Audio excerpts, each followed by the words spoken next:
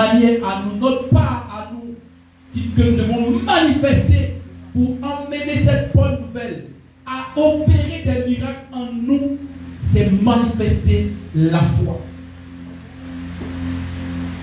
Et ce matin, le temps est arrivé pour toi et moi d'écouter la bonne nouvelle du royaume. Cette bonne nouvelle que nous attendons ici chaque dimanche. Dieu, par sa grâce, nous a aimés. Il nous aime et il nous aimera toujours. C'est pourquoi il a envoyé son serviteur pour nous annoncer la bonne nouvelle du royaume de sa part. Cette bonne nouvelle qui ne passera jamais. Cette bonne nouvelle qui nous donne, de par sa prédication, nous donne la vie éternelle. Et ce matin, nous allons acclamer le Seigneur pour son serviteur, le pasteur à vie, qui va de nous prêcher la bonne nouvelle de la part du Seigneur. Je veux qu'on acclame le Seigneur pour son serviteur. Nous acclamons le Seigneur, le roi des rois. Nous l'acclamons, nous acclamons de son pour lui. C'est lui qui est l'auteur de la vie, c'est lui qui est l'auteur de la paix, de la gloire, de la santé. Acclame le Seigneur de sa papa.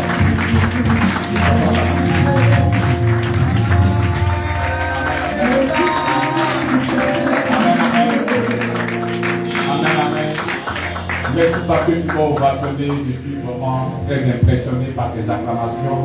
Merci, merci, merci. Maintenant, je demande d'acclamer le Seigneur des Seigneurs. Yes!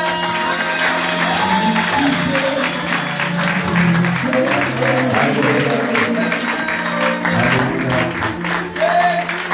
Bon, ça me fait que c'est la moitié qui a acclamé tout le chant. Dieu le rend pour la gloire. Amen. Maintenant, il devrait aller présenter son sang dans le tabernacle céleste. Il faut acclamer maintenant pour ça.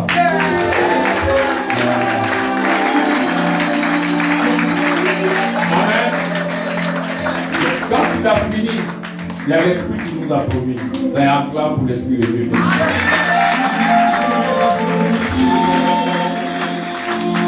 Et parce que tu avais pris le Dieu, tu es hérissé de Dieu, mais pour hériter avec le Christ. On acclame pour la victoire.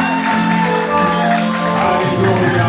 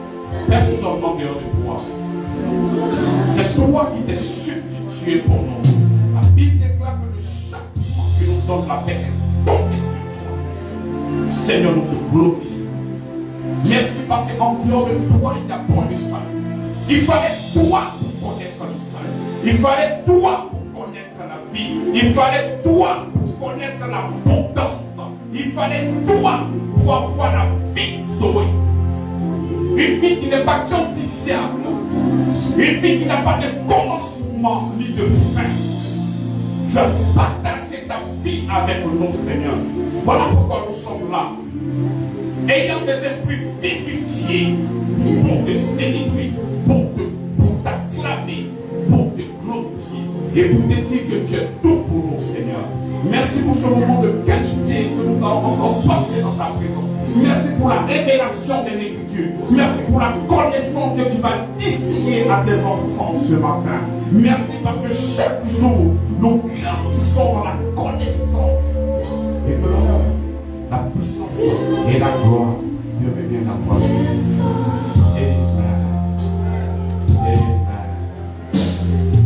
On va s'asseoir.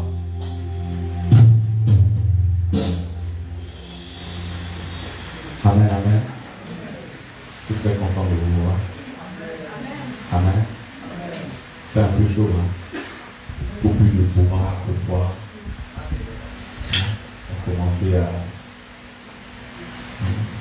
imaginer la transpiration. Mais c'est comme ça que le Seigneur a transpiré. Mais lui, ce n'était pas une question de sueur, mais c'était le sang propre de la fête. Amen. Amen. S'il y a un lieu où je suis, lorsque je retourne, je suis très, très content de d'être près de toi pour apporter mon corps à la connaissance de notre Seigneur. Amen. Amen. Amen. Ta semaine a été bonne. Non, c'est juste pour faire la causette. Parce que tant que Christ est sur son trône, je pense que ce résultat est prêt pour toi. Amen. Amen. Que le Seigneur te bénisse abondamment. Avant d'entrer véritablement dans le message, il y a quelque chose qui s'est passé en semaine que j'ai bien voulu partager ça un peu avec vous. Amen. Il y a l'un de nos bien-aimés qui m'appelle. Papa, il y a un pasteur qui m'a contacté et c'est comme ça qu'il a vu en vision que je dois prospérer ailleurs, mais pas en Côte d'Ivoire. C'est-à-dire, soit en Europe ou en Asie, mais pas en Afrique. Amen. Et c'est cette vision qu'il a eu pour cette personne.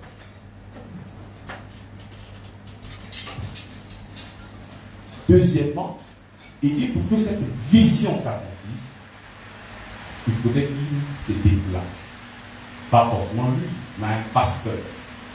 Pour aller dans son village. Parce qu'il y a un arbre qui est là-bas qu'on doit abattre. C'est quand l'arbre là-bas tomber.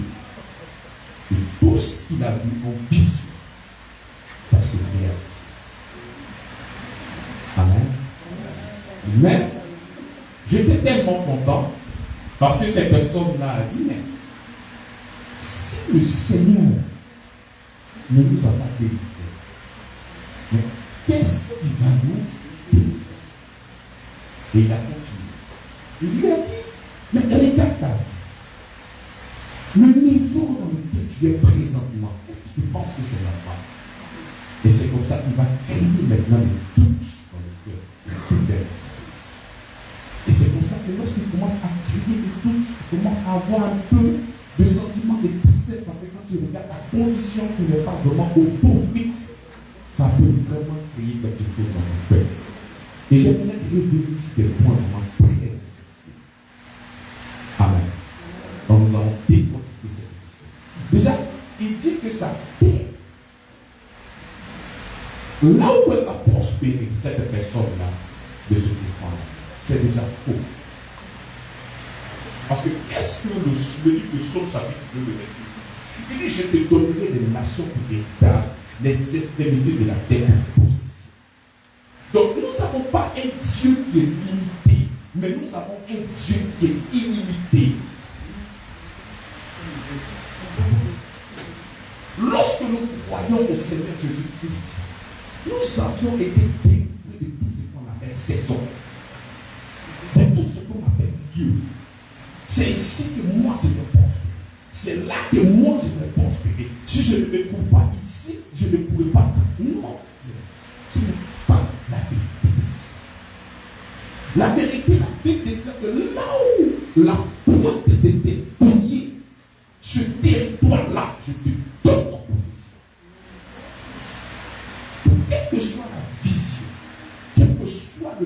message qu'on va te donner, quelle que soit l'option de cette personne-là, bien aimé, j'aimerais que tu fasses toujours recours à la parole de Dieu. Christ n'est pas limité dans ta vie. Nous avons un Dieu qui est puissant et qui est illimité. La Bible déclare que si vous êtes enfant de Dieu, la condition c'est si vous êtes héritier de Dieu et co-héritier avec le Christ. Tout ce que Dieu a est pour toi. Donc il n'y a pas un pays où toi tu dois prospérer. Quel que soit le pays où tu toi, tu dois prospérer. Amen. Il faut le croire. La Bible déclare que les versets sont esprit et vie. Mais il faudrait que cette réalité, cette vérité-là devienne pour toi une conviction. Et non, le pasteur a dit. Ou bien non, la Bible a dit. Non, il faudrait que tu la prouves pour toi, mais pour que ce soit une vérité qui sort de toi. Ça doit sortir des entrailles. Parce que tu crois que tu as été délivré. Et que Christ en toi, c'est l'espérance de la gloire. Il n'y a pas un lieu. Lorsque le Seigneur va se présenter devant le figuier, la Bible mentionne que ce n'est pas le temps de la saison des figues. Mais parce que l'arbre n'a pas donné, il a maudit. Pourquoi? Lorsque toi, tu es en Jésus-Christ, tu es déconnecté de la saison. Non, c'est peut-être après que les choses vont aller, après c'est quelque chose qui est difficile. Non, toi tu es déconnecté de ces choses. Tu dois réussir. Et la réussite est ton partage. Et il dit encore qu'il y a un arbre dans ton village qu'on doit couper. Donc si la Bible dit que cette personne-là n'est pas encore délivrée, c'est encore un mensonge. Et c'est pour ça que quand le diable vient dans ta vie, il vient dans le seul but de te mentir. Pour que toi-même tu puisses faire des choses et de te détourner de la croix. Et de te détourner de ce que Christ a fait pour toi. Il dit qu'on doit aller abattre un arbre. Pour que toi tu puisses évoluer. Mais qu'est-ce que Colossiens chapitre 1 verset 12 dit? Colossiens chapitre 1 verset 12. Qu'est-ce que il dit rendez grâce au Père qui vous a rendu capable d'avoir part à l'héritage des siècles dans la lumière, qui nous a délivrés, qui nous a, pas qui va nous. Cette délivrance-là, elle est au futur, au présent ou au passé? Pourquoi? Au passé. Mais pourquoi nous devons rendre grâce au Seigneur? Parce qu'il faut lire. D'abord, il commence au verset 12. Il dit rendez grâce au Père. Pourquoi on rend grâce au Père? Qui vous a rendu capable d'avoir part à l'héritage des saints. Voilà pourquoi nous rendons gloire au Seigneur. Parce qu'il nous a rendu capable d'avoir part à l'héritage des saints. Et l'héritage des saints, c'est quoi? Qui nous a délivrés de la puissance des ténèbres. Donc lorsque tu crois au Seigneur Jésus-Christ, la première des choses, c'est quoi? C'est qu'il te délivre de la puissance. Amen. La première des choses, lorsque tu crois au Seigneur des Seigneurs, l'héritage des saints que Colossiens chapitre 1, 12 nous parle, il dit qu'il te délivre de la puissance. Yeah. Si tu viens de prendre un appartement, avant d'entrer dans cette maison, qu'est-ce que tu vas faire? Hein? Nettoyer. Donc ici, pour moi, tu es un homme et tu as la capacité de réfléchir avant d'entrer dans cette maison-là. Mais je dois d'abord nettoyer. Mais Dieu, lui n'est pas capable de nettoyer tout ce qui est bien, tout ce qui est hauteur, tout ce qui est malédiction avant d'entrer en toi. Voilà pourquoi, avant de te transporter dans le royaume de son fils d'amour, il va d'abord te délivrer. Il dit qu'il nous a délivrés de la puissance des ténèbres et nous a transportés dans le royaume de son fils. Il arrivait par un moment où l'apôtre Paul pouvait jurer. Il dit, je vous jure, je ne mens pas. Bien aimé, toi qui as accepté Jésus-Christ et délivré, je te le jure. Mais si tu ne crois pas en l'œuvre de Christ qui te délivre, et que tu dois croire que ton âme est dans un arbre, bien aimé, tu es en train de te reconnecter à la malédiction. Voilà pourquoi, lorsque tu es dans le Christ, tu ne dois pas avoir peur des sorciers. Tu dois avoir peur de toi-même. Parce que ta croyance et tes déclarations vont te conduire là où tu n'as pas envie d'être. Amen. Et c'est important.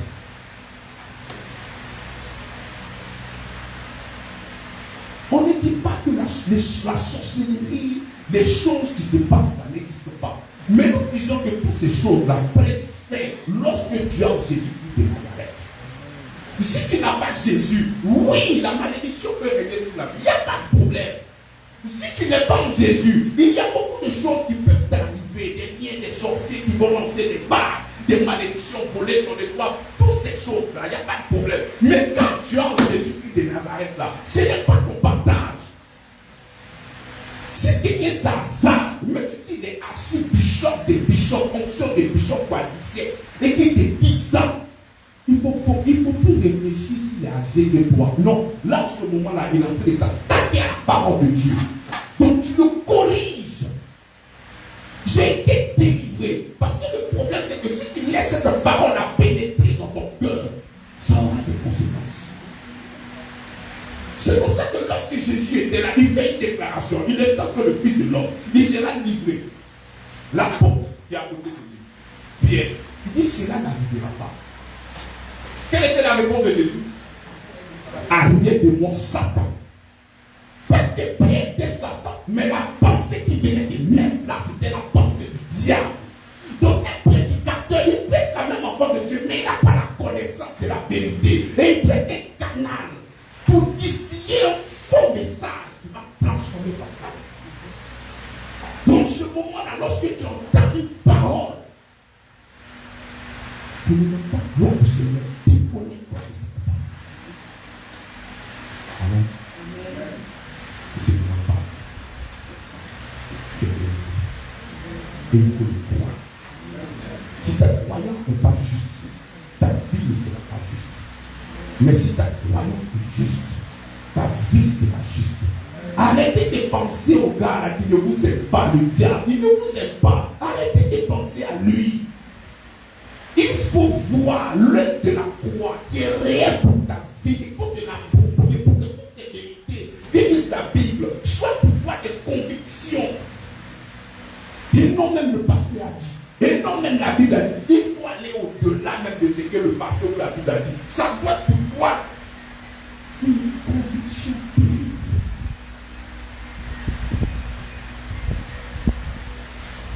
Amen. Amen.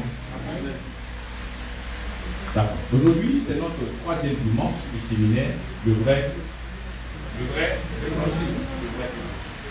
Donc, je vous demande, le bien-aimé, de vraiment vous concentrer. J'ai posé la question comme ça en semaine à une personne. On prêche sur quoi? Il dit, tu prêches sur la foi. Et tu t'es touché. J'avais très mal.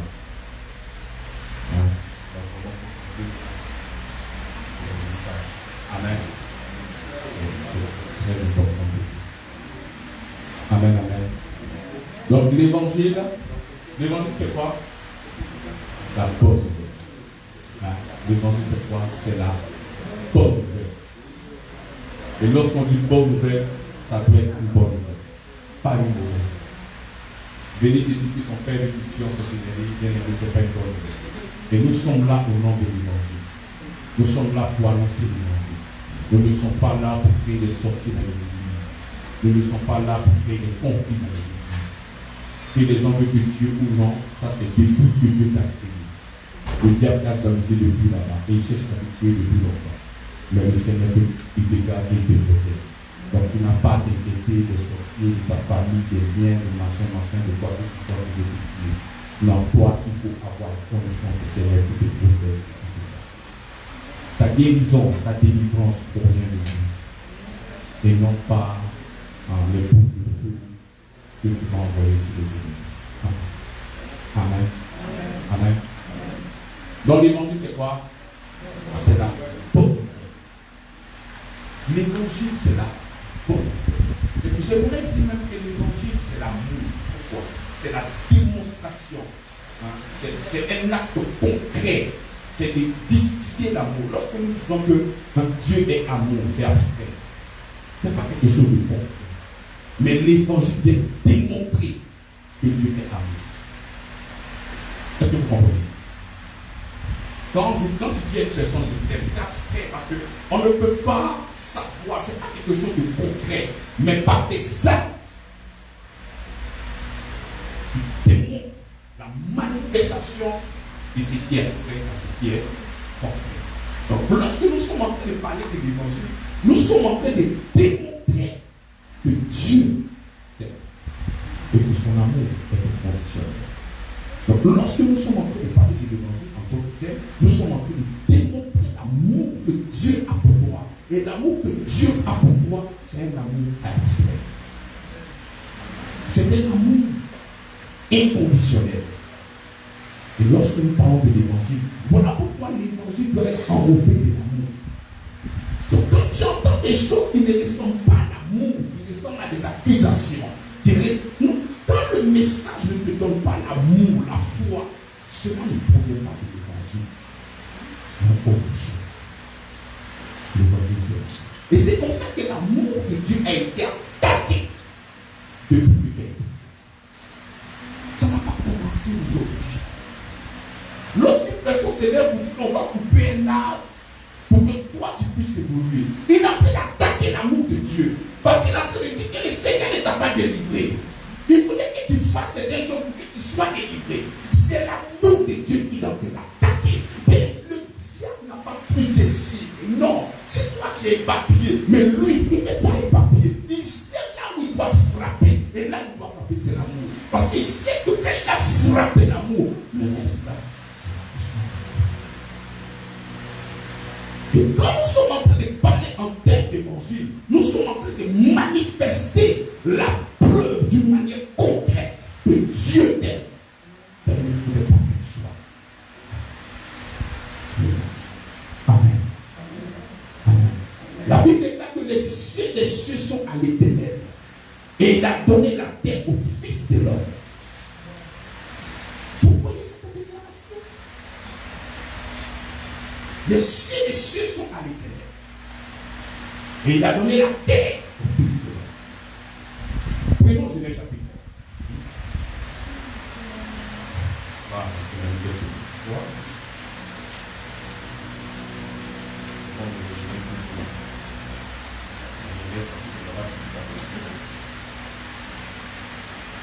Si Genèse chapitre 3 n'est pas là,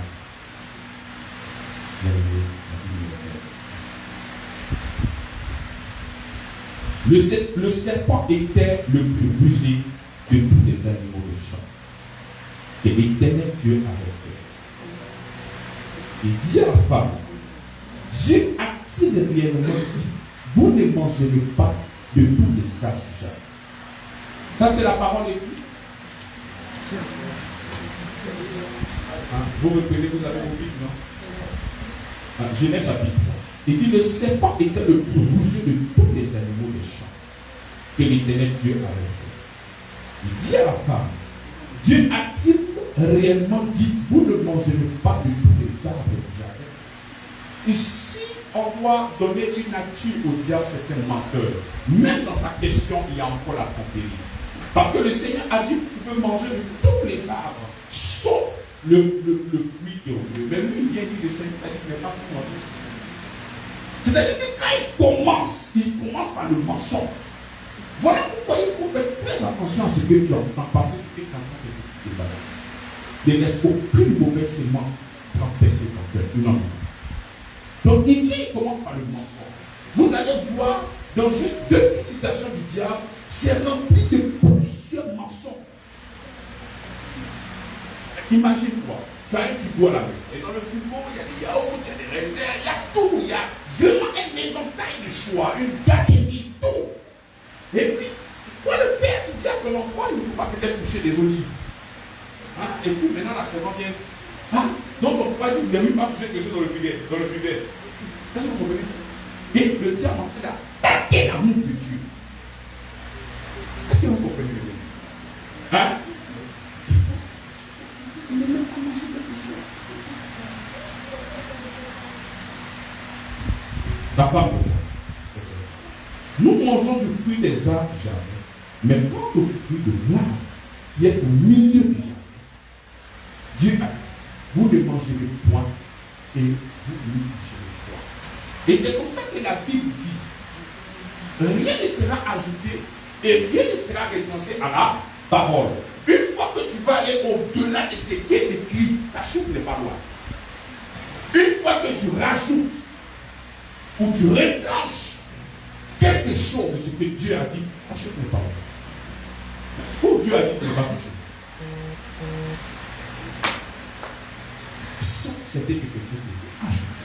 Et c'est pour ça qu'il faut faire très attention de ne rien ajouter. C'est Jésus plus rien. Parce que quand tu prends Jésus et que tu vas ajouter encore des choses, des machins pour aller découper des arbres, bien aimé, tu es déjà dans des problèmes. C'est Jésus plus rien est égal à 100% la grâce. Mais Jésus plus des efforts, c'est égal à 0. Amen. Amen. Est-ce que vous me suivez? Il dit, de peur que vous mouriez. Dieu a dit, vous ne mangerez point et vous ne toucherez point, de peur que vous ne mouriez. Alors le serpent dit à la femme, vous ne mourrez point. Encore un mensonge. C'est-à-dire, à chaque fois qu'il parle, il ment. Il dit, vous ne. Alors vous avez la séparation de Dieu dans un corps. Il n'y a plus de le seulement que. Mais il dit, vous ne mourrez pas. Encore un autre mensonge. Mais Dieu sait que le jour où vous mangerez, vos yeux s'ouvriront. Encore un autre mensonge. Est-ce qu'ils étaient aveugles? Est-ce qu'ils n'avaient pas la connaissance? Ils avaient la connaissance de Dieu, mais ils n'avaient pas la connaissance du mal. Mais bien aimé, j'aimerais que tu aies la connaissance de Dieu, parce que la connaissance du mal, c'est l'égal à rien. Et c'est comme ça que ceux qui étaient dans le jardin, ils avaient seulement que la connaissance de Dieu et non la connaissance du mal. Donc il dit que le jour que vous allez manger, vos yeux vont s'ouvrir sur le mal en réalité. Vos yeux n'étaient pas fermés. Là encore, il est temps de mentir. Tout ça pour dire que Dieu n'était pas assez. Parce que s'il t'aimait, mais il a te donné toute cette opportunité-là de savoir, de connaître et d'être de Dieu. On continue. Il dit, et que vous serez comme des dieux. Mais l'homme était déjà Dieu sur la terre. Et c'est comme ça que je disais que les cieux des cieux sont à l'Éternel. Et la terre au Fils de l'homme. Mais qui a nommé les animaux? Qui a nommé les animaux? Mais c'est l'homme qui a nommé. C'était son patrimoine. C'est là, c'est pour la terre. Ils étaient Dieu sur la terre. Donc le diable dit que si vous mangez, vous serez comme Dieu. Alors qu'ils étaient comme Dieu. Et c'est comme ça que quand le diable viendra dans ta vie, il va te demander de faire toujours des choses en fait d'obtenir. Alors que tu l'as déjà, il faut croire pour que ces choses-là se manifestent. Et dit, connaissant le bien et le mal. Bien aimé, moi je n'ai pas envie de connaître le mal.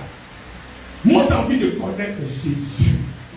Je n'ai pas envie de connaître, d'être un exégète du mal. J'ai besoin de connaître Jésus. Connaître Jésus t'ouvre les portes. Connaître Jésus, tu as la vie sauvée. Connaître Jésus, tu as l'abondance. Et je n'ai pas envie de connaître le mal. Et c'est pour ça que le but de l'ennemi, c'était que tu puisses avoir tes yeux tournés vers lui. Voilà pourquoi, mes bien-aimés, tout ce qui s'est passé là, dans Genèse, c'était le diable qui était en train d'attaquer l'amour de Dieu. Donc tout ce qu'il était en train de dire était pour contrer Dieu en disant que mais Dieu n'était pas assez. Parce que s'il t'aimait assez, voici les choses qu'il allait te donner. Il allait faire qu'il est comme Dieu, il allait faire que Dieu allait s'ouvrir, et voilà. Il n'avait pas été dit, il n'avait pas fait ci, il n'avait pas fait ça. Tout ça pour dire Alors que rien ne m'empêche. Dieu voulait seulement que tu aies la présence de et de nous. Mais quand le péché est entré, le péché n'est pas entré parce qu'ils ont désobéi.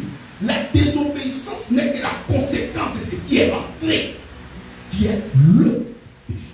Et c'est comme ça que les théologiens, les chercheurs, les érudits, ils vont te parler du péché originel. Ils vont te parler du péché adamique. Ils vont te parler de beaucoup d'autres choses. Mais lorsque la Bible parle du péché, le péché au singulier.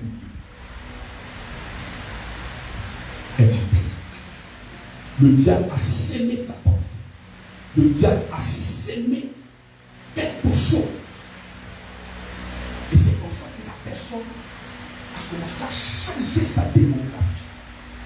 C'est dès que la pensée est entrée, l'arbre qui était là, il passait à chaque fois, ils n'ont jamais regardé l'arbre. Mais dès que la pensée du diable est rentrée nette, ils ont vu que l'arbre était mort.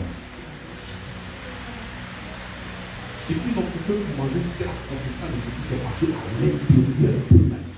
Le péché au singulier est rentré. La Bible ne parle pas du péché originel. Bon, ce sont des termes que les théologiens nous ont donnés en fait de pouvoir comprendre le péché adamique. Mais tout ça ne manque pas de la Bible. Lorsque la Bible parle, il parle le péché au singulier. Il parle de quoi? De la nature. Est-ce que vous comprenez? Ça va. Voilà pourquoi pour comprendre l'évangile, il faut faire la différence entre le péché et les péchés. Si on te pose la question, c'est quoi la différence entre le péché et les péchés, tu vas me dire que celui-là au singulier et l'autre est au pluriel. Amen. Au nom de tout ce qui est logique. Mais quand on parle de le péché, nous sommes là en train de parler de la nature qui est entrée en toi. Cette nature-là, il te l'a communiqué. Cette pensée-là, il te l'a communiqué. Et parce que le péché est rentré en toi, c'est le péché maintenant qui va produire, qui va t'exciter, qui va te pousser à commettre maintenant ce qui est mauvais. Et ça sera maintenant visible. Sinon, avant qu'il coupe l'arbre pour manger, le fait de convoiter le péché est déjà entré. Maintenant, il fallait maintenant la manifestation. Donc, nous savons deux choses. Il y a le péché et il y a les péchés. Le péché, c'est ce qui est à l'intérieur de nous-mêmes. Ce qui est rentré.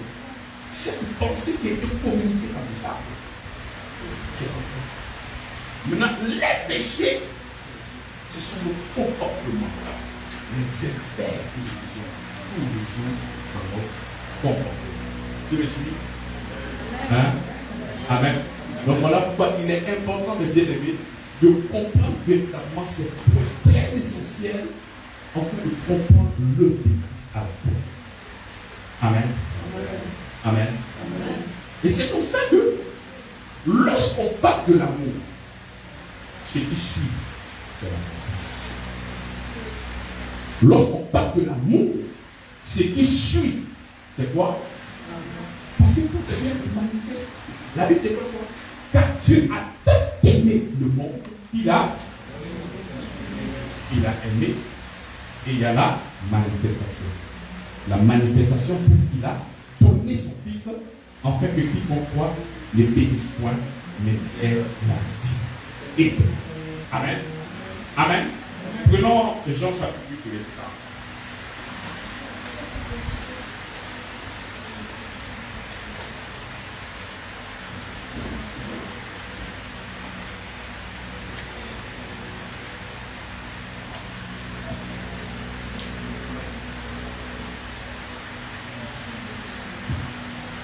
Il dit, vous avez pour père le diable, et vous voulez accomplir les désirs de votre père.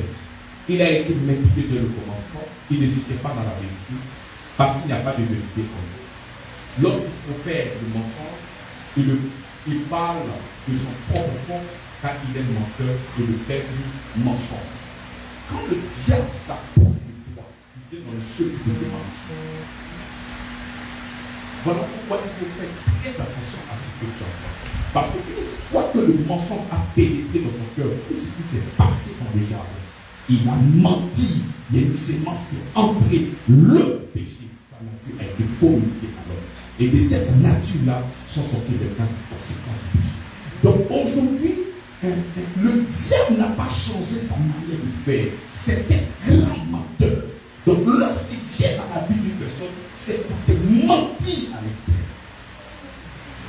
C'est important que tu puisses savoir de combien de fois l'ennemi est venu pour te mentir à ton oreille en pensant que c'est une révélation croyante par rapport à toi.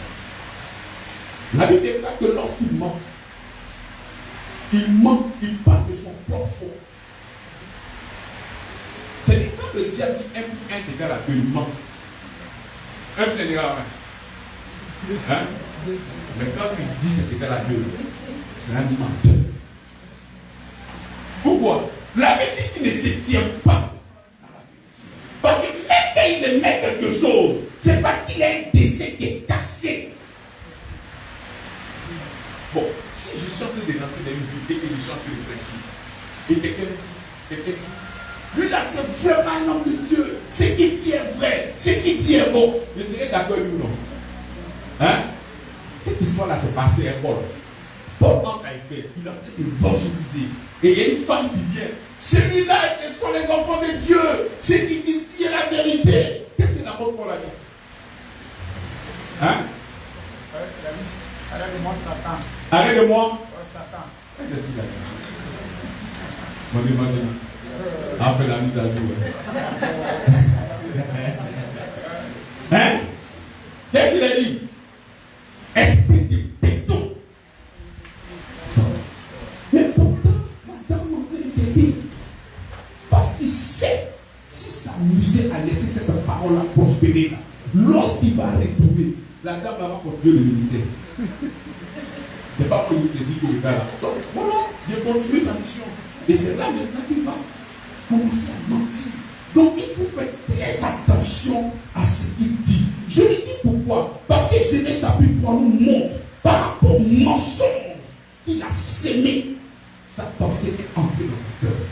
Et parce que sa pensée est entrée dans ton cœur, le mal s'est installé. Et parce que le mal s'est installé, tu as commencé à produire maintenant le résultat du péché. Amen. Amen. Amen.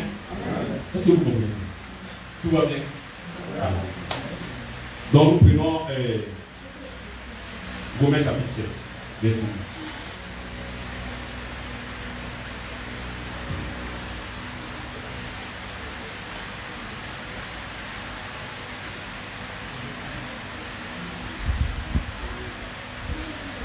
Il dit, et le péché, saisissant l'occasion, produisit en moi par le commandement toutes sortes de convoitises, car sans la loi, le péché est. Sans la loi, le péché est. Mais il dit quoi? Il dit, et le péché, comme ce que je vous ai dit, quand tu dis le péché, ce n'est pas action. Le péché, ce n'est pas l'action. C'est la nature. Quand tu dis le péché, c'est la nature. Par la désobéissance dans le jardin, la nature du diable a pénétré en toi. Cette nature pécheresse. Donc il dit maintenant, et le péché, saisissant l'occasion, produisit en moi par le commandement toutes sortes de convoitises. Car sans la loi, le péché est mort. Amen. Prenons encore le verset 7. Il dit, or, si je fais ce que je ne veux pas, je reconnais par là que la loi est bonne. Et maintenant, ce n'est plus moi qui le fais, mais c'est le péché qui habite en moi. Donc tu vois que ce n'est pas une action qui habite, c'est toi qui produis l'action. Mais ce qui est entré en toi, c'est une merci. C'est la nature qui est en moi, qui me pousse, qui me motive. C'est comme le moteur de toutes tes actions, de toutes tes affaires et de tout ce que tu puisses faire. Amen. Aussi le verset 23. Il dit, moi, je vois dans mes membres une autre loi qui lutte contre la loi de mon entendement et qui me rend captif de la loi du péché qui est dans mes. Donc le péché se trouve où ça? Hein? Le péché au singulier, ce n'est pas une action. Quand tu dis le péché, ce n'est pas une action, mais c'est une nature. Et si cette nature-là qui est pénétrée, alors, et de cette nature-là qui te pousse à commettre toutes les iniquités dans ton comportement, le mensonge, et beaucoup d'autres choses. Mais pour le péché, qu'est-ce qu'il faut faire? Faut-il recevoir le pardon? Pour la nature, qu'est-ce qu'il faut faire? Pour la nature. Parce que ce sont des actes de péché qu'on pardonne. La nature, on ne pardonne pas la nature. Voilà pourquoi il est important de comprendre qu'est-ce que Christ a fait pour toi. Pour comprendre combien de fois il t'a délivré. Et pour cette nature-là, c'est qu'il faut te délivrer. Il faut te délivrer de cette nature-là. Et pour se délivrer de cette nature-là, il nous faut Jésus. Romains chapitre 6, verset 6.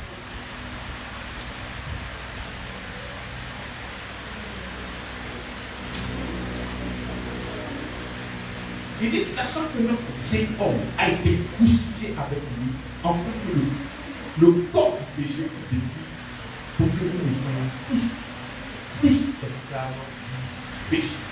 Amen. Il dit quoi?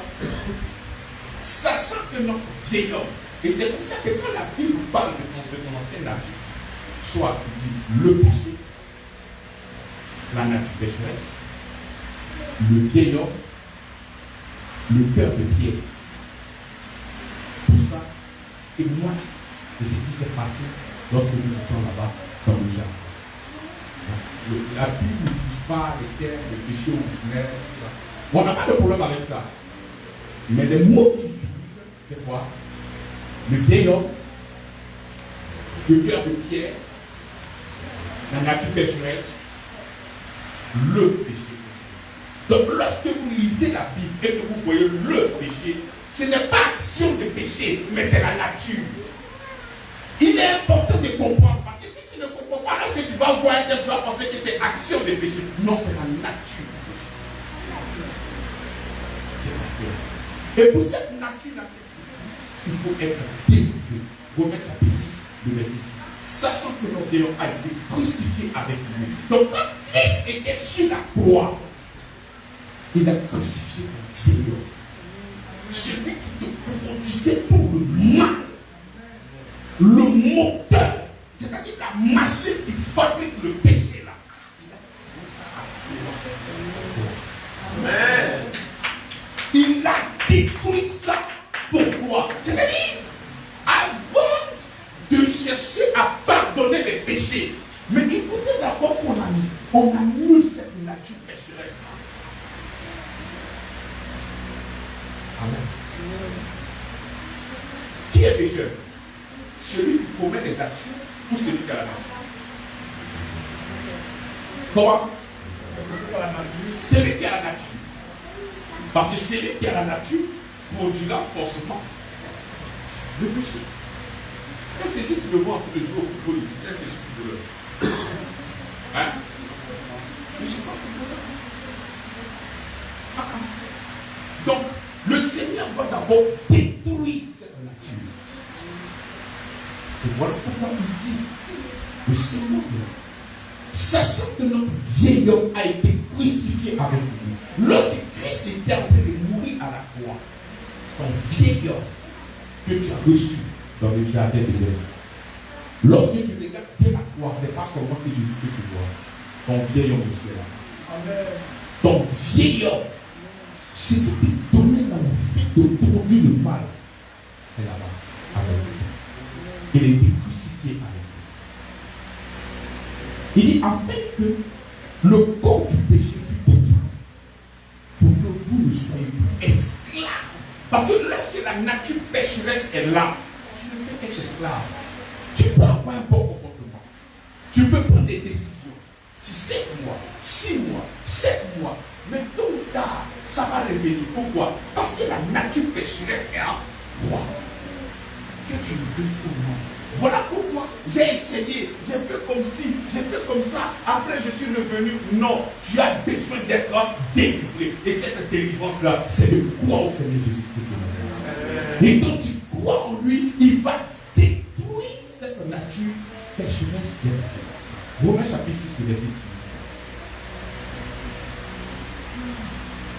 Il dit, ayant été affranchi du péché, au singulier. Lorsque vous voyez le péché au singulier, ce n'est pas une action, mais c'est la nature.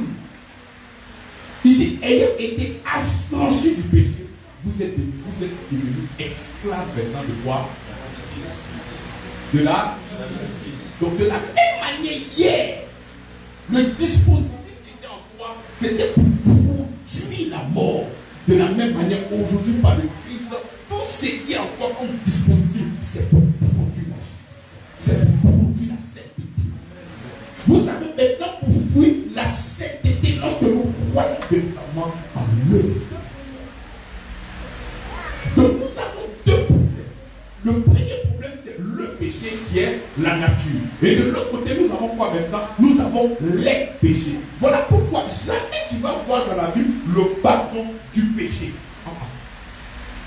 Le pardon des péchés. Ce sont les actions qu'on pardonne. Matthieu chapitre 6, le verset 28.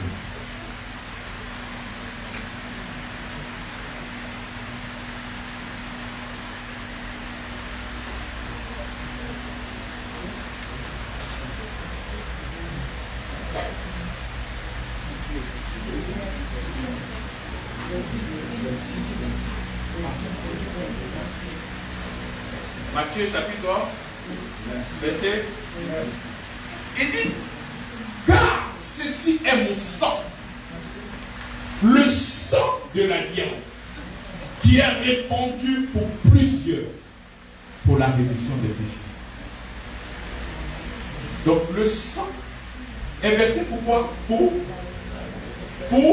Mais il y a un mot d'abord qu'ils ont mis pour. Non, avant ça, pour plusieurs. Mais pourquoi ils ont mis plusieurs? Plusieurs ennemis pour toi qui vas pouvoir posséder Jésus. Le sang est versé pour l'humanité. Mais celui qui croira sera qualifié pour avoir ses péchés. Par toutes les actions seront pardonnées. Pour ne pas dire que toutes ces actions sont pardonnées en Jésus-Christ. Et voilà pourquoi il dit, car ceci est mon sang, le sang de l'alliance, qui est répandu pour plusieurs pour la rémission des péchés. Pour le mot rémission, ça veut dire quoi? Remettre à. Donc ton compte est toujours à zéro. À chaque fois que tu fais un pas, c'est à zéro. À chaque fois que tu fais un pas, c'est toujours à zéro. Bien aimé, le sacrifice, le sang de Jésus a une valeur éternelle. C'est ce que nous avons vu le dimanche. Amen. Amen. Et c'est comme ça que le sacrifice de Jésus-Christ, d'un côté, il va venir détruire cette nature pécheresse qui est en toi. Et c'est en cela que nous sommes délivrés. Parce que lorsque tu avais cette nature en toi, même quand tu pensais des actes de justice, même quand tu pouvais manifester de l'amour pour autrui, même quand tu pouvais faire des dons à certaines personnes, mais ça ne changeait en rien. Tu étais toujours pécheur. C'est une question de nature. Et la nature ne se change pas, ne se transforme pas à cause d'une action. Lorsque tu as une nature, la nature là ne se transforme pas parce que tu viens de poser une action. Non.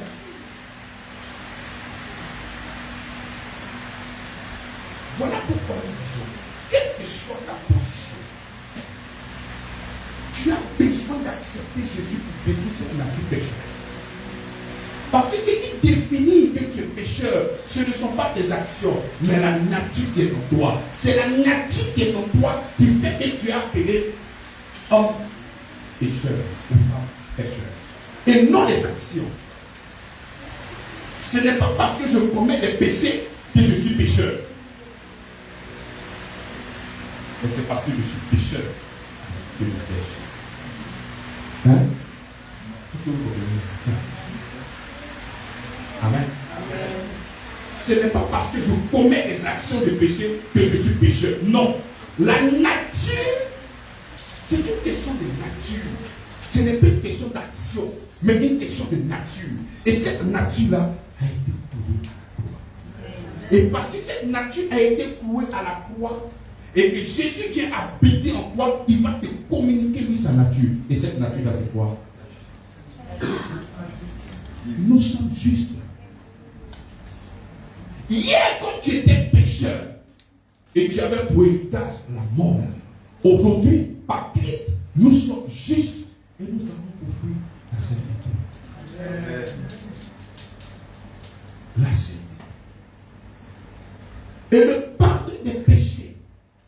Donc Matthieu 26, 28 nous dit, c'est pour toutes nos actions, passées, présentes et futures. Parce que Hébreu a pour le temps de nous faire comprendre que le sang de Jésus-Christ a une valeur éternelle. Et non pas celle-ci. Et non pas temporaire. Parce que si le sang des taureaux et des boucs avait la capacité de gérer une année, mais le sang de Jésus qui a une valeur éternelle pouvait gérer sur l'éternité. Amen. Voilà pourquoi à chaque fois, lorsque nous disons que nous sommes sanctifiés, c'est par rapport à l'homme intérieur. Sinon par rapport aux actions, nous sommes justifiés. Il y a être justifié, il y a être sanctifié. Lorsque nous disons que nous sommes sanctifiés, ce n'est pas par rapport aux actions du péché, non, c'est par rapport à la nature qui était en nous. Et c'est comme ça que le Seigneur nous sanctifie par sa présence dans notre vie. Et lorsque la Bible déclare maintenant que nous sommes justifiés, c'est par rapport aux impairs. Amen. Amen. La justification, c'est par rapport à la nature. Amen.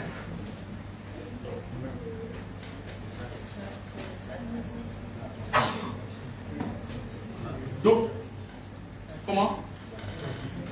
Ok, la sanctification, c'est par rapport à la... Et nos impairs maintenant, pour nous justifier. Donc quand nous disons que nous sommes justifiés de tout ce qui est impère. Et lorsque nous disons que nous sommes sanctifiés, c'est parce que la nature qui est pour nous, c'est une nature juste. Simple. Et parfaite. Et c'est ça le sacrifice de Jésus. Et quand tu comprends tout ce que Christ a fait pour toi à Golgotha, bien aimé, tu es sécurisé et tu payes de son amour. Parce que tu sais que cette nature n'est plus pour toi. Voilà pourquoi quand l'ennemi ne va s'approcher auprès de toi, même quand tu commets des effets, il va te fortifier pour te dire non, tu es un pécheur. C'est ton péché mignon. Non, non, non, tu n'es plus pécheur. Lorsque tu crois au Seigneur Jésus-Christ, tu n'es plus pécheur. Tu es juste. Et à chaque fois que tu vas te rappeler de cette position de juste-là, ça va aussi produire des actions de justice dans ta vie. Parce que le diable vient fortifier ce mensonge-là pour dire que tu es pécheur, pour que tu puisses dire que bon, c'est que ce n'est pas de ma faute, je suis pécheur, donc ça c'est mon péché mignon. Non, non, non. Ce n'est pas une question de péché mignon. C'est-à-dire qu'il va tout faire pour maquiller ça, pour te trafiquer, t'emballer, pour que tu demeures dans cette manière de faire. Non, tu es juste, tu es saint et tu es parfait. Amen. Amen. Amen. Bien-aimé, il est important de comprendre. Parce que lorsque tu comprends ces choses-là, tu es délivré. Acte chapitre 2, le verset 48.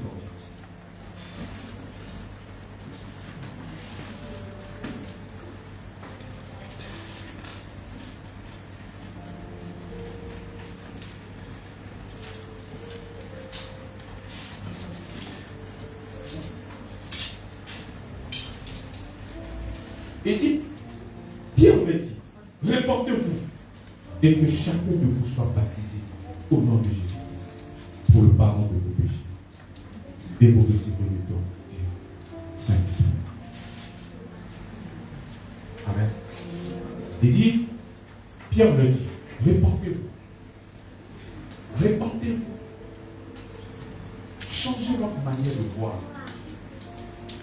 Hier, peut-être on ne t'avait pas annoncé Jésus-Christ de Nazareth. Peut-être avant, peut-être une puisse te parler. Peut-être que quelqu'un a fait beaucoup d'autres choses, mais pas Jésus. Quand on dit répandez-vous, ce n'est pas par rapport au péché, mais par rapport à votre manière de penser. Vous devez changer de mentalité. Vous devez changer votre manière de voir Jésus. Jésus n'est pas venu pour vous condamner. Jésus n'est pas venu pour vous tuer, mais il est venu pour vous apporter la vie. Et c'est comme ça que lorsqu'il est venu, les gens ne l'ont pas reçu. Ils l'ont pris comme un démon, Belzébul et beaucoup d'autres choses. Ils ne croyaient pas que le pardon des péchés était annoncé en ce moment. Ils ne l'ont pas reçu. Et c'est comme ça que Pierre dit, répandez-vous. Changez votre manière de voir Jésus. Il est là pour le pardon de vos péchés. Quels que soient les impairs, quelles que soient les difficultés, il est là pour le pardon de vos péchés. Répandez-vous et que chacun de vous soit baptisé au nom de Jésus-Christ pour le pardon de vos péchés. Bien-aimé, en dehors de Jésus, il n'y a pas de pardon des péchés qui peuvent exister. Et lorsque Pierre était en train de parler à ces juifs-là, ils croyaient au pardon des péchés. Ils croyaient au pardon des péchés. Mais pour eux, ce pardon des péchés-là était lié soit peut-être au sacrifice. Ce pardon des péchés-là était sûrement lié à un comportement. Ce pardon des péchés-là était sûrement lié à une manière de faire, à leur sanctification à eux. Mais ils ne savaient pas qu'on était dans une nouvelle alliance. Ils ne savaient pas qu'on était dans un nouveau système. Ils ne savaient pas qu'on était dans un nouveau régime. Et c'est comme ça que lorsque tu n'as pas la connaissance, lorsque tu ne sais pas que nous sommes dans un nouveau régime, c'est comme ça que tu vas produire beaucoup d'efforts et tu ne pourras pas voir ces efforts. Et tu es là, tu souffres, tu penses que tu suis le chemin alors que tu es dans l'erreur. Et l'apôtre Pierre leur dit, non, ce n'est plus partout ces pratiques-là. Parce qu'il faut savoir que le judaïsme, lorsqu'ils sont venus dans le christianisme, ils ont pris les rites, ils ont pris les sacrifices, ils ont pris leur adoration de la manière dont ils faisaient dans le judaïsme là, et ils voulaient l'amener dans le christianisme. C'est là que l'apôtre Paul, l'apôtre Pierre dit non. Le pardon des péchés là, ce n'est plus par les sacrifices, c'est en Jésus-Christ. Une fois que tu crois, tu es pardonné. Une fois que tu crois, tu es délivré. Une fois que tu crois, tu es pardonné. Et la délivrance n'est pas au futur. Parce que tout ce que Jésus-Christ a fait, qui s'associe dans la croix, et c'est au passé, il y a près de 2000 ans. Et c'est comme ça que la délivrance, tu reçois ça de la croix. C'est comme ça que le pardon des péchés, tu reçois de ce sang qui est versé à Golgotha. Amen. Amen. Et c'est comme ça qu'il faut comprendre que l'évangile, c'est le pardon de nos péchés. Lorsque tu n'es pas délivré de tes péchés, tu ne pourras pas prospérer dans ta vie. Et c'est comme ça que l'ennemi viendra toujours te faire comprendre que ce qui t'empêche, ce sont les actions des péchés que tu as commis. Ce qui t'empêche, c'est parce qu'il y a ci, c'est parce qu'il y a ça. Mais qu'est-ce que Christ est venu faire? La Bible déclare que voici l'agneau de Dieu qui ôte le péché du monde. Le Seigneur a ôté le péché pour toi. Il t'a délivré de tout ce qui est action de péché et de tout ce qui est nature de péché dans cette condition-là. Il n'y a aucune chose qui pourra te bloquer. Non. C'est comme ça qu'il peut avoir des choses qui peuvent t'arriver dans ta vie. Et quand tu n'as pas la connaissance que tes péchés te sont pardonnés, l'ennemi viendra t'assaillir en te disant non, c'est parce que hier tu as fait ça que la bénédiction a s'est gratuite. C'est parce que tu as fait telle chose que cette bénédiction-là, Dieu est fâché contre toi. Et ils vont essayer à chaque fois de te culpabiliser en maintenant cette responsabilité-là sur tes épaules. Mais pourquoi Christ est venu?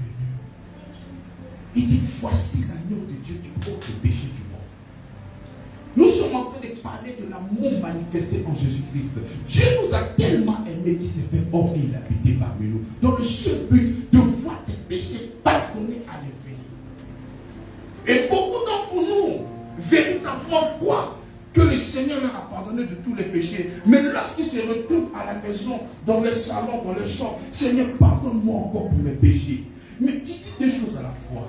Tu finis de confesser que le Seigneur a pardonné tes péchés et encore tu te retrouves en train de faire des supplices. Seigneur, pardonne-moi pour tes péchés. Non, mes bien-aimés.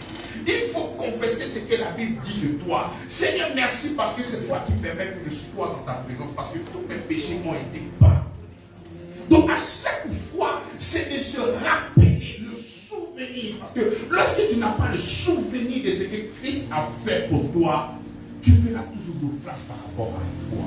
Voilà pourquoi il faut toujours se rappeler. Parce que lorsque tu ne te rappelles pas, ta soupe n'est pas loin. Lorsque tu ne te rappelles pas, Christ n'est plus Seigneur dans ta vie. Lorsque tu ne te rappelles pas, tu ne crois pas en l'œuvre de Christ à Golgotha. Voilà pourquoi il est important de te rappeler à chaque fois. L'évangile c'est quoi? L'évangile c'est le pardon de nos péchés.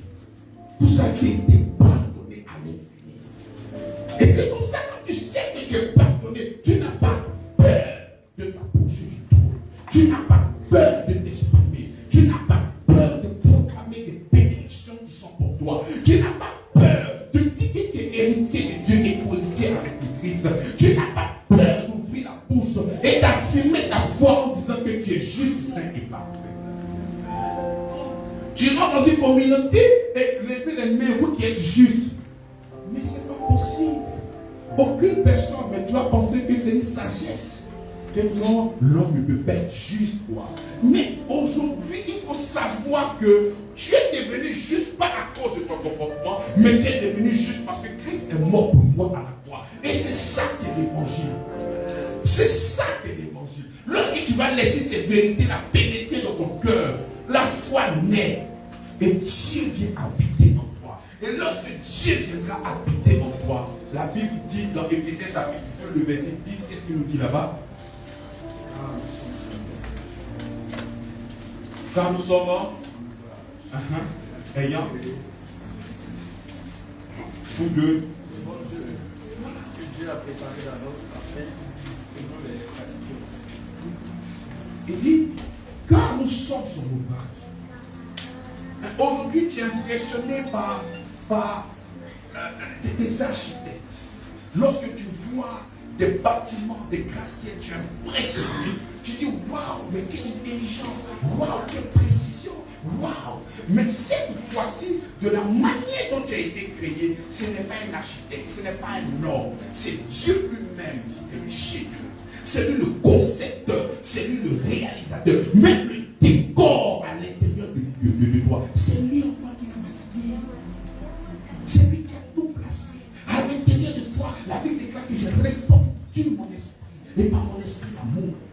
Et tout est en toi. Et de la même manière, hier, tu pouvais avoir l'esprit de vol, et l'esprit de vol pouvait te pousser à voler. Quand tu voles, qu'est-ce qui te pousse à voler? Lorsque tu as l'esprit de vol.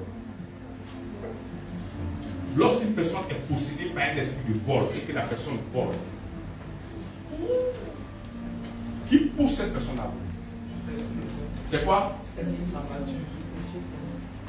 te pousse à. Donc, qu'est-ce qui est plus difficile à cette personne à le faire? Elle ne peut pas voler. Parce que ce qui est facile pour elle, c'est de voler. Parce que cette nature-là pousse. Mais de la même manière que l'esprit est venu habiter en toi. Et cette fois-ci, tu vas produire des œuvres de justice. Il faut être conscient de ta position en Christ. Parce que si tu es conscient de ta position en Christ, tu vas voir que de toi sortira l'eau vive. Il faut être conscient de lui. Il faut avoir la conscience et le souvenir. Il nous dit, car nous sommes son ouvrage, ayant été créés en Jésus-Christ. C'est-à-dire que c'est en Jésus-Christ qui est créé. En grec, on dit prototokos. Le premier, le prototype. Le premier. Jésus est le premier. Et nous venons de Jésus. C'est comme ça que lorsque tu vas le Père, là, tu prends un modèle, et c'est avec ce modèle-là que tu fabriques le moule. Et c'est de là que tous les pères vont sortir. Ce modèle-là intact. On est d'accord? Et c'est comme ça que Jésus est le premier modèle. En grec, on dit le prototokos. Le prototype parfait. Donc aujourd'hui, nous avons été créés en Jésus-Christ. Et créés pourquoi? Comme de bons Dieu. Donc il faut réaliser, mes bien-aimés, chaque jour de ta vie, que tu as été créé en Jésus-Christ de Nazareth. Et si tu ne fais que méditer ces paroles-là dans ton cœur, dans ton esprit, que tu as été créé en Jésus-Christ de Nazareth, le jour où un archibishop va se tromper pour dire que tu es possédé, tu vas le délivrer.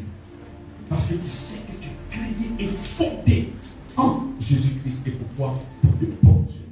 Et à chaque fois que tu vas te rappeler, à chaque fois que tu vas te souvenir que tu as été créé en Jésus-Christ, ça va impacter. Et tu vas te voir en train de faire des choses qui sont extraordinaires. En fait, la Bible dit défier ce que tu es devenu en Christ. Parce que nous l'avons accepté, nous sommes devenus justes, saints et parfaits. Cependant, tu peux commettre des actes de justice. Mais le Seigneur te rappelle, et c'est en ce moment-là que nous parlons maintenant à ta conscience. Nous parlons à ton âme. Et nous sommes là en tant que prédicateurs pour distiller l'information que vous avez été délivrés. Et que vous, maintenant, vous avez la capacité de produire ce qui est bon. Donc on vient comme des coqs pour vous encourager. Mais en réalité, tu as été transformé. Tu n'es plus l'homme pécheur que tu étais autrefois. Tu n'es plus cette dame pécheresse que tu étais autrefois. Parce que hier, tu as essayé par plusieurs manières, mais jamais tu n'as pu. Donc aujourd'hui, tu es fatigué. Même quand tu es en Christ, tu dis, moi là, je sais que je ne pourrai pas. Mais maintenant, nous te disons, tu as été délivré. Tu as été délivré. Tu as été délivré. Et ce qui est en toi, c'est le Seigneur des Seigneurs. Il t'a fondé en lui. Il t'a créé en lui. Et il t'a créé pour de bonnes œuvres. Donc si tu prends cette décision-là, tu vas voir que ça ne sera plus comme autrefois. Ça ne sera plus comme autrefois. Ces choses-là. Et c'est comme ça que par cet évangile-là, il y a des personnes qui étaient dans des addictions très élevées, comme la drogue et beaucoup d'autres choses. Et ces personnes ont été délivrées de la connaissance de savoir qu'ils ont été créés en Jésus-Christ. Bien aimé, il ne faut pas croire que tu ne peux pas y arriver. La Bible dit que je peux tout à celui qui me fortifie. C'est lui qui en toi qui a la capacité d'être meilleur. Tu as été créé pour de bons Dieu. C'est pour ça que le diable viendra toujours te fortifier pour que tu es pécheur. Tu vas forcément faire. Ce n'est pas la vérité. Non, cette nature-là, le Seigneur l'a dit tout à l'heure. Ça n'existe plus. Tu n'as plus de nature pécheresse. Ça n'existe plus en toi. Bon, à moins que tu n'aies pas accepté Jésus. Sinon, pour celui qui a accepté Jésus, il a une nature juste. Ta nature est juste. Mais c'est pour ça que tu es enfant de Dieu. Ou bien tu penses que Dieu peut prendre un enfant pécheur? Mais c'est parce que ta nature est juste que tu es appelé maintenant enfant de Dieu. Donc ne pense pas que tu n'es pas juste. S'il y a quelque chose qui doit être transformé, c'est ton corps qui sera transformé plus tard. Lorsque nous recevons le Seigneur Jésus-Christ, il y a seulement qu'une partie, c'est notre esprit, notre vrai nous. C'est ça qui a été radicalement transformé et changé. Pour l'âme, au travers de la parole, nous renouvelons à chaque fois ton intelligence et nous changeons à chaque fois ta démographie, ta manière de faire, ta manière de voir. Par la parole de Dieu, nous sommes là pour vous fortifier et changer notre manière de faire. Quant au corps, c'est lui-même qui viendra et il va changer ça. Monsieur le Seigneur, un corps glorieux. Et c'est ça. Donc ne soyez pas impressionnés par rapport au péché. Non, le péché péché a reçu. La solution du péché, c'est déjà terminé. La solution par rapport à la nature, c'est déjà terminé. Ne parlez plus en termes de pécheur, vous qui croyez en Jésus-Christ. Tu n'es plus pécheur. Même si les gens vont se moquer de toi lorsque tu seras peut-être parmi tes amis et on dit mais qui est juste ici? Lève ta main et dis que tu es juste. Et si on ose te poser des questions, dis Jésus-Christ est mort pour moi. Il est mort pour moi. Et parce qu'il est mort pour moi, je suis devenu juste grâce à ce qu'il a fait. Achète ta foi. Impacte ton entourage avec cette confession-là. Ne reste pas dans cette fausse sagesse-là. Non, tout le monde n'est pas juste. Moi, je suis juste. Je ne me regarde pas moi, mais je regarde ce que Jésus-Christ a fait. De la même manière que tu as la capacité de dire que tu es juste. Mais lorsque Adam péchait, tu n'étais pas avec lui. Quand Adam péchait, c'était avec lui. Donc pourquoi tu te dis que tu es juste, tu veux forcément être avec Jésus lorsqu'il faisait son... Pourquoi tu ne veux pas croire? C'est facile de croire en Adam. Quand on te pose la question, je suis pécheur, mais pourquoi? Parce qu'Adam a péché. Une sagesse. Maintenant, moi aussi, je dis, si Jésus a connu, je dis, mais toi aussi, mais pourquoi tu ne veux pas croire pour moi? Mais tu te crois, pourquoi? La Bible dit de même. De même. Par la désobéissance, il nous a conduit à la mort. Avant d'établir le contrat, c'est même de même. Ça veut dire même chose. Par l'obéissance, il m'a conduit beaucoup d'hommes. Et par cette obéissance-là, il m'a conduit moi à la vie. Mais pourquoi tu ne veux pas croire ça? Tu ne pourras jamais devenir juste par ton comportement. Parce qu'on sera même les derniers de la classe. Si on doit nous évaluer, qu'on doit mettre les bouddhistes, on doit mettre Maïkari, on va mettre tous ces, on sera les derniers de la classe. Si on doit être justifié par les comportements, on sera les derniers. On sera les derniers. Mais nous sommes les premiers parce que nous croyons en Jésus-Christ. Cette responsabilité-là, ce n'est pas sur toi. C'est en cela que nous avons la vie. Tout ce qui vient de l'homme, c'est changeant. C'est pas fixe. C'est ce qui vient de Dieu qui est fixe. C'est ce qui vient de Dieu qui dure éternellement. Parce qu'il a une valeur éternelle. Mais toi, tout ce qui sort de toi, c'est de haut et de bas. Regarde ton amour, on dit tu aimes, tu n'aimes pas. Est-ce que c'est faux? Bon, prends une fille qui va travailler chez toi, elle va décider, on va se faire travail. Tu lui donnes son salaire, peut-être 50 000. Et tu es bien fait papa. Et puis tu dis, mais pourquoi tu as fait une tête fatiguée? Toi, c'est pas tu vas aller travailler. Et puis on va sur ton amour là, c'est pas chantant. Tu n'as pas frappé ça comme il faut.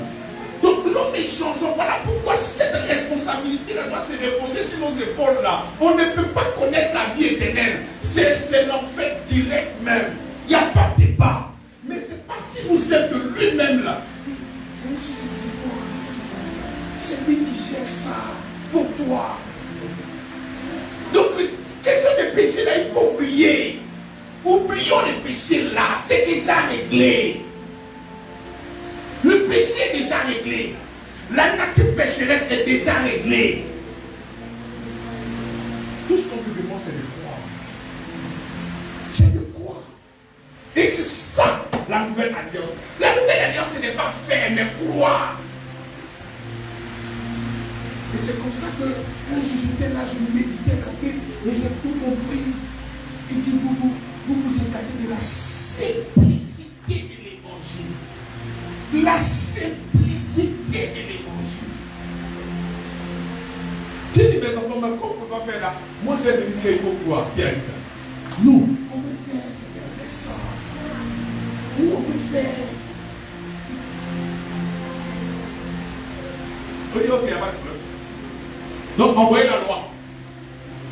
On envoie la loi, non? On souffre maintenant la loi, mais Parce que, est-ce que vous savez que la loi n'a jamais été une pensée de Dieu pour nous? Jamais. Le Seigneur voulait marcher avec nous sous la grâce. Et c'est comme ça qu'il a marché avec Abraham sous la grâce. Et c'est nous qui avons demandé à Dieu, envoie-nous la loi. C'est comme ça que lorsqu'il a envoyé Abraham, il a envoyé Moïse.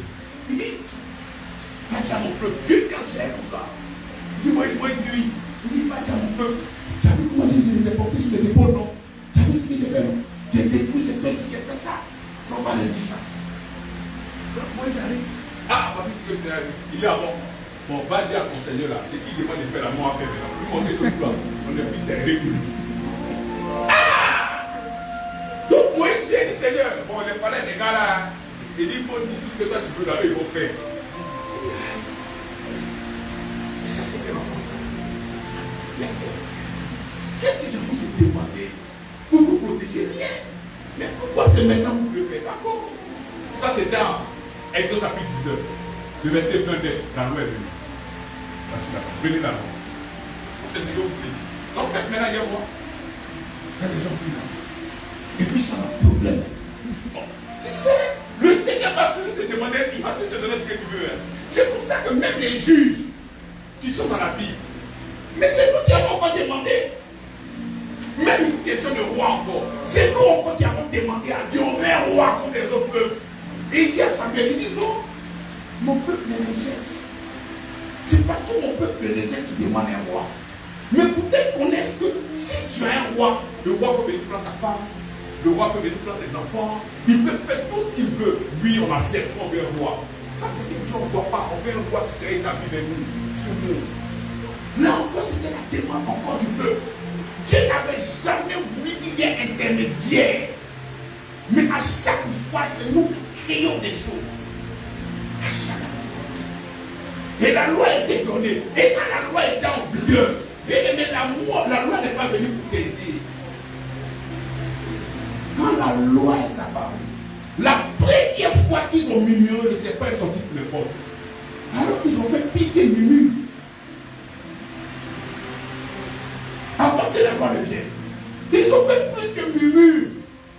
Il arrivait par moment où vous excitez Dieu. Mais il n'avait rien. Lorsque tu marches sous la grâce, tu es couvert de bien. Lorsque tu es avec le Seigneur, quels que soient les épées, Dieu est de ton côté. Dieu est de ton côté. Même si tu as traversé la route, tu as mal parlé à un Dieu, parce que peut-être il passait et puis tu as versé l'eau sur lui, tout ça. Tu as mal fait, c'est vrai. Parce que tu es avec le Seigneur, même s'il veut te maudire, cette malédiction là, ne va pas lever sur la femme. Quels que soient tes impairs, tu as été déconnecté de tout ce qui est malédiction. La malédiction n'est plus ton partage. Tout ça nous vient de lui.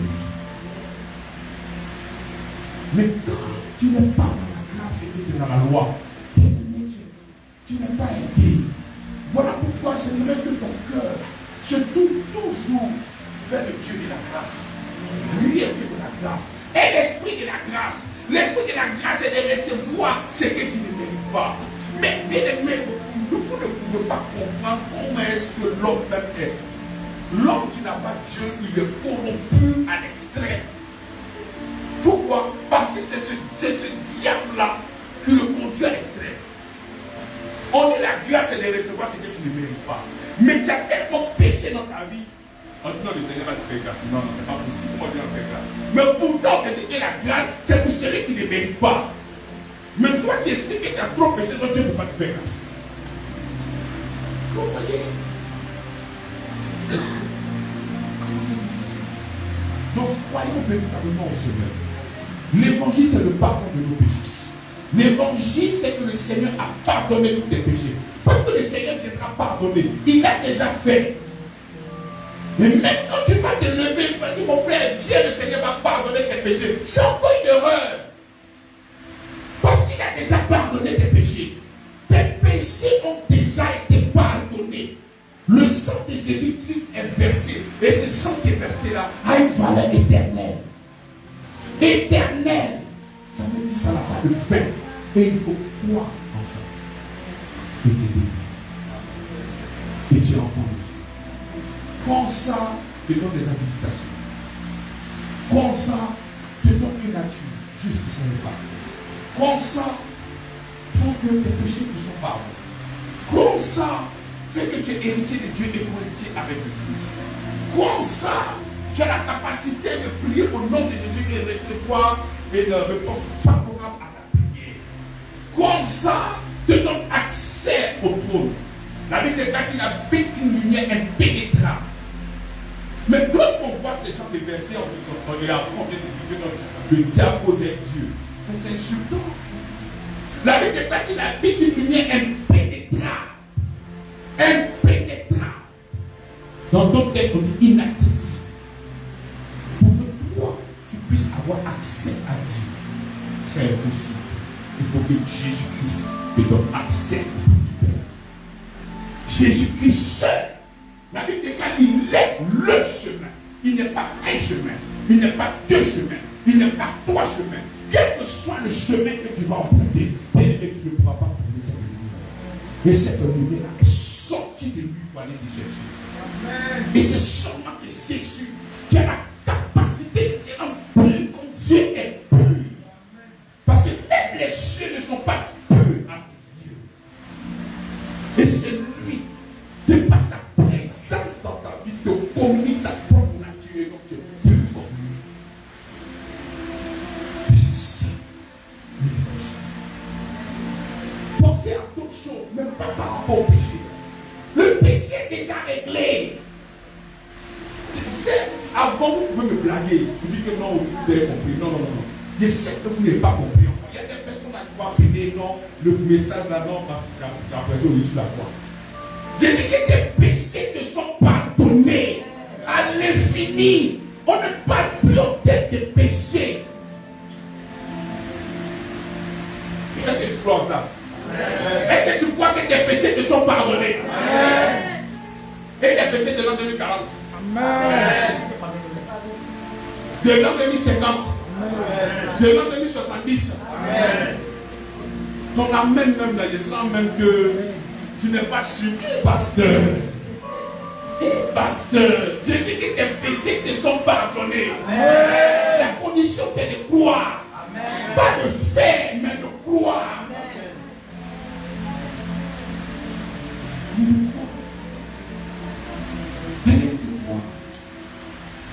Le sang des taureaux pouvait te garder pendant un an par rapport à tes péchés.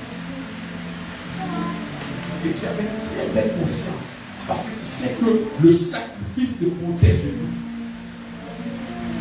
Mais si le sang des taureaux a pu te préserver un an, mais le sang de Jésus te valait éternelle. Le Seigneur t'a délivré de tout ce qui est péché. Il t'a délivré du péché au singulier et il t'a délivré de tout ce qui est action de péché. C'est ça l'évangile. L'évangile, c'est le pardon de vos péchés. Il faut laisser cette parole-là entrer dans. Il ne faut pas faire comme si tu connais. Tu ne connais pas. L'évangile, c'est le pardon de tes péchés. Tes péchés te sont pardonnés. Bon, voici un élément qui va vous aider. À chaque fois que tu sens la peur, c'est que tu doutes du pardon de tes péchés. Parce que lorsque tu as peur, tu penses à un jugement. Lorsqu'il y a la peur qui s'installe, c'est parce que tu penses qu'il y a un jugement. Et à chaque fois que tu as peur, c'est que tu ne crois pas que tes péchés te sont pardonnés. Parce que quand tes péchés te sont pardonnés, tu sais que toi et Dieu, vous êtes à un. Et que les défis sont les défis de Dieu. Que tu ne peux jamais avoir peur. C'est comme ça, même quand tu te jettes dans la force au lion, tu ne vas pas te mettre à crier comme un fou. Tu dis, on va le manger. Parce que tu sais que le Seigneur est avec toi. La chose qui séparait l'homme et Dieu, c'était le péché au Seigneur. Le péché au Seigneur. Voilà pourquoi le Seigneur a dit pédé l'esclave. Sans regret. Le roi est péché. Il n'y a plus de séparation entre Dieu et toi. Pourquoi il n'y a plus de séparation entre Dieu et toi? Hein? Pourquoi il n'y a plus de séparation entre Dieu et toi?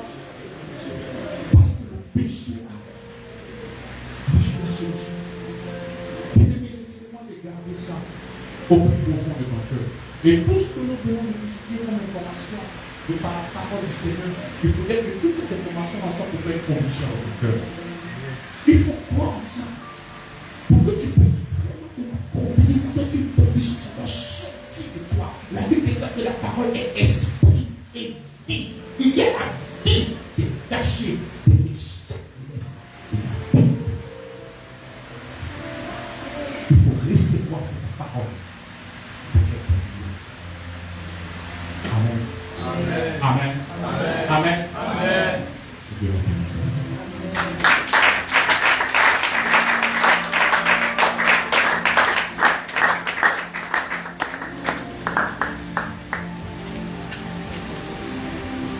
Oui, acclame le Seigneur. Acclame très fort le Seigneur. Élève la voix. Dis merci pour ce message. Dis merci au Seigneur.